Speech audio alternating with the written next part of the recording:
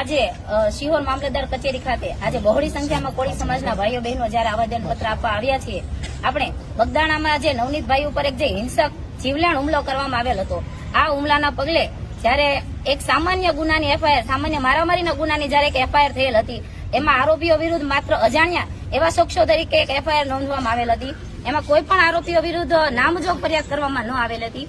આ ઘટનાના કારણે અમારા કોળી સમાજના મુખ્ય આગેવાનો અશોકભાઈ મકવાણા, સુરેશભાઈ ચૌહાણ તથા અમારા એડવોકેટ શ્રી કિશનભાઈ મેર, આ સમગ્ર અમારી ટીમ દ્વારા આખું જે મામલાને ઉજાગર કરવામાં આવેલો, ત્યારબાદ આ મામલાની ગંભીરતાને ધ્યાનમાં લઈને અમારા મુખ્ય અખિલ ભારતીય કોળી સમાજના અધ્યક્ષ માન્ય ધારાસભ્ય શ્રી હીરાભાઈ સોલંકી દ્વારા પીડિતની મુલાકાત લઈને તેને ખાતરી આપવામાં આવેલ કે તમારા કેસમાં કોઈ પણ આરોપીઓને છોડવામાં નહીં આવે તથા તેમના આરોપીઓને કોઈ પણ જે ગંભીર ગુનામાં ગંભીર કલમોનો ઉમેરો કરવામાં આવશે અને જે પણ તપાસ અધિકારી દ્વારા જે કચાશ રાખવામાં આવે છે તે અધિકારીને તાત્કાલિક ધોરણે બદલી કરવામાં આવશે અને તેમના દ્વારા બોલવામાં આવેલા તમામ શબ્દો અક્ષરશઃ ભાઈ દ્વારા પાડવામાં આવેલ છે અને તેમાં તપાસ કરનાર અધિકારીની બદલી કરવામાં આવેલી હતી. ત્યારબાદ Mahuva town PI KS Patel સાહેબની તેમાં નિમણૂક કરવામાં આવેલી. તેમના દ્વારા પણ તપાસ યોગ્ય દિશામાં ન ચાલી રહી હતી. તે બાદ માન્ય રાજ્ય સરકાર દ્વારા આપણા કોળી સમાજના 15 ધારાસભ્યો અને 3 સાંસદ સભ્યો દ્વારા જયારે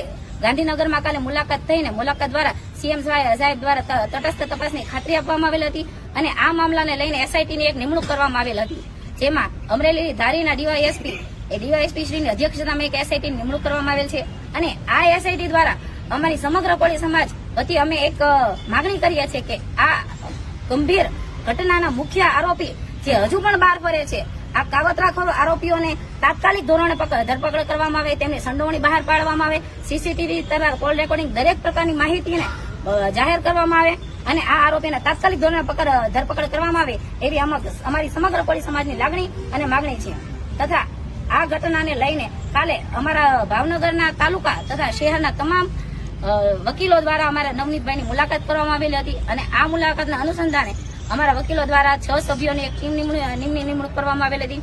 આ ટીમની નિમણૂક દ્વારા અમે વકીલો પણ આજે SITની જે ટીમ છે તેની સાથે સંકલનમાં રહીને તપાસમાં ક્યાંય પણ કોઈ કચાશ ન રહી જાય તે માટેની અમે ખાતરી કરીએ છીએ અને મુખ્ય આરોપીઓને તાત્કાલિક ધોરણે પકડીને એને સજા કરવામાં આવે તેવી અમારી તૈયારી રહેશે.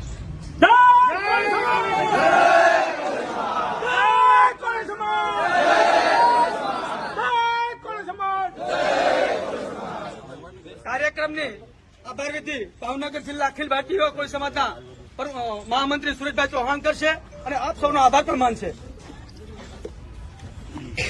મિત્રો, આભાર કોળી સમાજના કોઈ યુવાનનો માનવાનો થતો નથી. બધા લોકો પોતપોતાની ફરજ સમજી, નિષ્ઠા સમજીને આવ્યા છે એટલે આભાર માનવાનો થતો નથી. આભાર તો હું પછી માનીશ. બાકી પહેલા હું મારી મુખ્ય વાત કરવા માંગીશ. જે મહુવામાં જે ઘટના બની છે અને આપણા જે કોળી સમાજના આગેવાનને જે મોર મારવામાં આવ્યો છે તેની અવળા માર્ગે જે ગેરમાર્ગે તમને કહું જે તપાસ ન કરી અને આરોપીને સાવરવાનો પ્રયત્ન કરનાર બગદાણાના PSI ને તાત્કાલિક ધોરણે ડિસમિસ કરવામાં આવે એવી અમારા શિહોર શહેર અને તાલુકાની માંગણી છે. તેમજ અમારા આખા સમાજને રોડેસડેના DSP રીમાબા ઝાલા, જેને પણ તમને કહું તટસ્થ તપાસ નથી કરી અને કેસને ક્યાંક ને ક્યાંક અવળા માર્ગે લઈ ગયા છે, તેની પણ બદલીને અમારે એનું પણ ફરજ મૂક અમારે ડિસમિસ કરવાની અમારી માંગણી છે. અમારે સૌની માંગણી છે. આજે અહીંયા જે મોટી સંખ્યામાં જે સોશિયલ મીડિયાના માધ્યમથી જે લોકો ઉપસ્થિત થયા છે એ સૌ મિત્રોનો હું આભાર માનું છું. સાથે સાથે જે પત્રકાર મિત્રો, જે ન્યૂઝ આવૃત્તિના તંત્રી રિપોર્ટર મિત્રો જે અહીંયા ઉપસ્થિત હતા એમનો પણ હું આભાર માનું છું. અને જ્યારે પણ સમાજની જ્યાં જરૂર પડે ત્યાં આપણે સમાજના કોઈ આગેવાન, કોઈ પણ સંગઠન, કોઈ પણ પક્ષનો કોઈ પણ પક્ષાપક્ષી રાખ્યા વગર કોઈ પણ આગેવાન એક આકલ કરે એટલે આવીને આવી સંખ્યામાં બધા લોકો ઉપસ્થિત થજો. જય જય કોળી સમાજ.